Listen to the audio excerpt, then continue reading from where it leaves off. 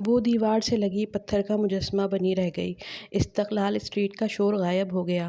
میرا بھی اپنے بارے میں یہی خیال ہے، وہ جواباً کمال بے نیازی سے شانے اچکا کر بولا تھا۔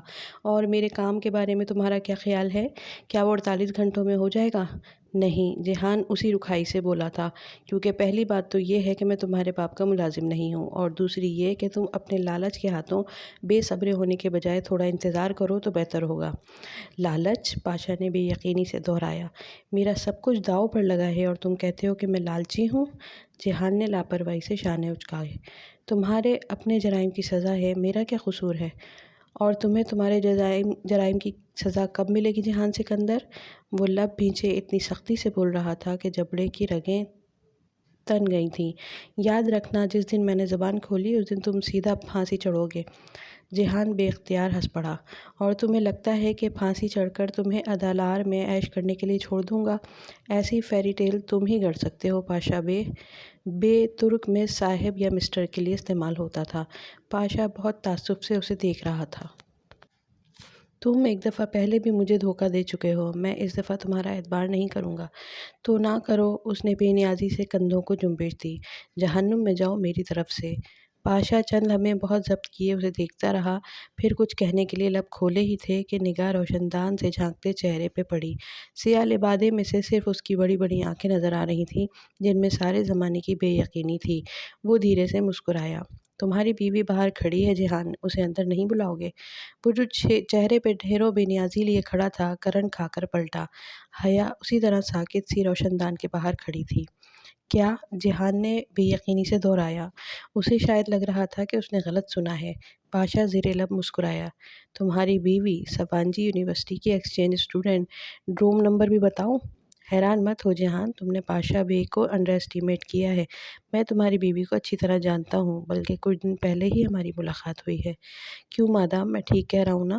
اس نے آگے بڑھ کر پینٹری کا دروازہ کھولا اور اسے جیسے اندر آنے کا راستہ دیا۔ ملاقات؟ جیہان کے چہرے کا رنگ اڑ چکا تھا۔ اس نے ششدر نگاہوں سے حیا کو دیکھا۔ وہ اتنی ہی بے یقینی سے اسے دیکھ رہی تھی۔ بے یقینی، بے اعتباری، فریب، جھوٹ۔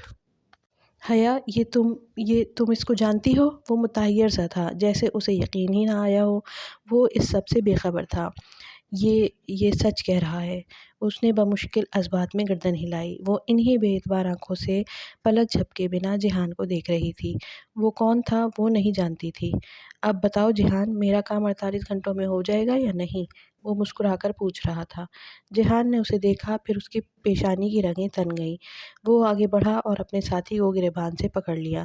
میری بات کان کھول کر سن لو، میں تمہارا کام کر دوں گا 48 گھنٹوں سے پہلے، لیکن اگر تم نے میری بیوی کی طرف آنکھ اٹھا کر بھی دیکھا تو استنبول کے کتوں کو کھانے کے لیے تمہاری لاش بھی نہیں ملے گی۔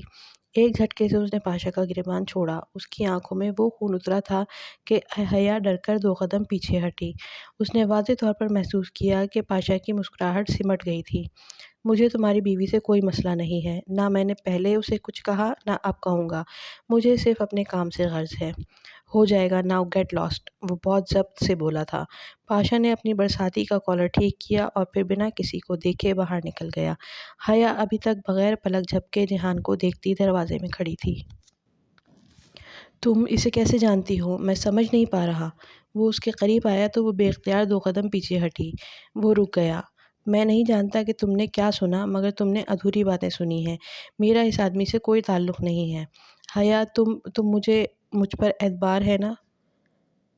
میری بات سنو۔ وہ بے بسی سے کچھ کہنا چاہ رہا تھا، مگر اب بہت دیر ہو چکی تھی۔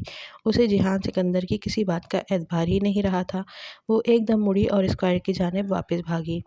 میری لینڈ لیڈی نے خوب ہنگامہ کیا۔ میں آج کل اس سے چھپتا پھر رہا ہوں۔ جہاں کوئی عبدالرحمن پاشا نہیں ہے۔ یوں ہی کسی نے اپنے بارے میں افواہیں پھیلائی ہوں گی۔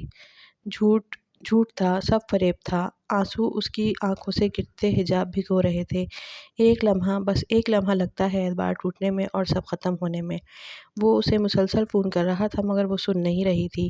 سبانجی واپس پہنچنے تک وہ فیصلہ کر چکی تھی۔ اسے معلوم تھا اسے جیہان کی بات لینی چاہیے، ایک دفعہ اسے وضاحت دینے کا موقع دینا چاہیے، مگر وہ خوف بے اعتباری کے دکھ سے بڑا تھا جو اسے اپنی لپیٹ میں لے چکا تھا۔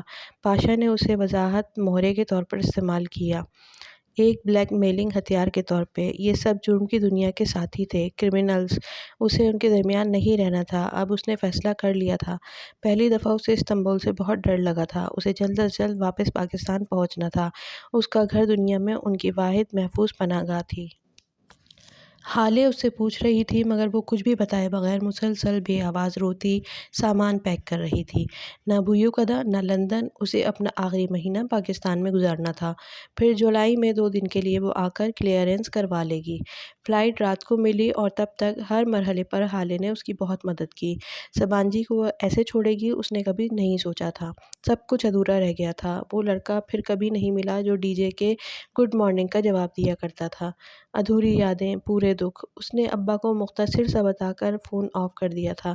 وہ واقعی بہت زیادہ ڈر گئی تھی۔ اسے بس جلد از جلد وہاں سے نکلنا تھا۔ ایئرپورٹ پر بھی وہ بہت پریشان اور چڑچڑی سی ہو رہی تھی۔ جب آفیسر نے اسے لیپ ٹاپ ہینڈی کیری میں رکھنے کو کہا تو وہ اڑ گئی۔ مجھے اتنا بھاری ہینڈ کیری نہیں اٹھانا بس۔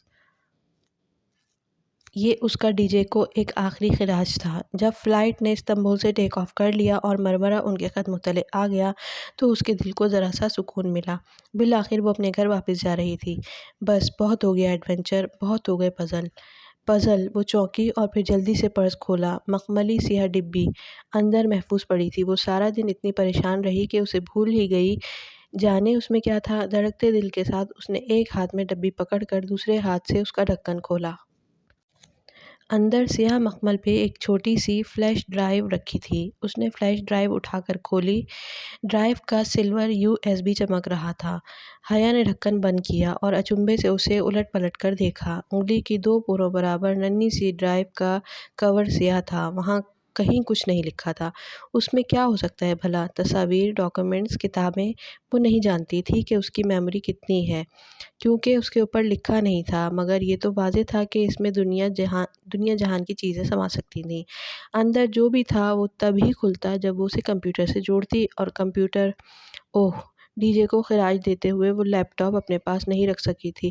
اب اس میں جو بھی تھا وہ اسے گھر پہنچ کر ہی دیکھ سکتی تھی۔ اس نے فلیش ڈرائیو واپس ڈبیا میں ڈالی اور احتیاط سے پرس کے اندرونی خانے میں رکھ دی۔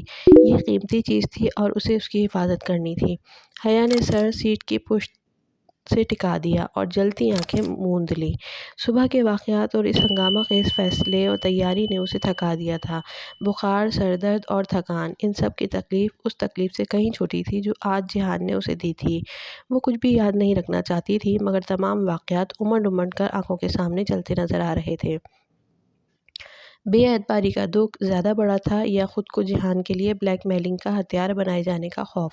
وہ فیصلہ نہیں کر سکی۔ البتہ ایک بات طے تھی، اگر ان پچھلے 5 ماہ میں اس نے کچھ فیصلے صحیح کیے تھے تو پاکستان واپس جانے کا فیصلہ ان میں سے ایک تھا۔ اپنے گھر، باپ اور بھائی کے تحفظ سے بڑھ کر کچھ نہیں ہوتا۔